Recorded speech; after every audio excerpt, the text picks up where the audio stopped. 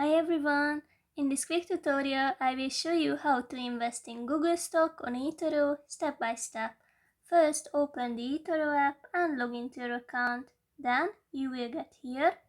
Next, tap on the search bar and start typing the name of the stock you want to buy, like Google.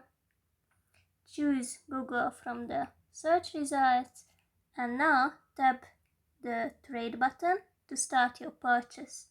First, decide how much you would like to invest. The cool thing is that you can actually buy fractional shares. You can also adjust a few settings here. For example, you can set a stop loss price, which tells eToro to automatically sell the stock if its value drops to that level. It's possible to set it after the purchase as well. Now, leverage is optional. Personally, I just leave it at 1x.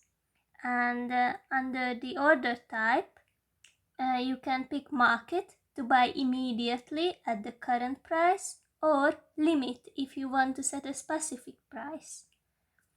Finally, click on buy, and that's basically it. Go to your portfolio to check your investments by tapping on the pie chart on the left. Please note that this video is for educational purposes only and is not financial or investment advice. Always do your research before making any investment decisions. Happy trading, and may the bull market be with you.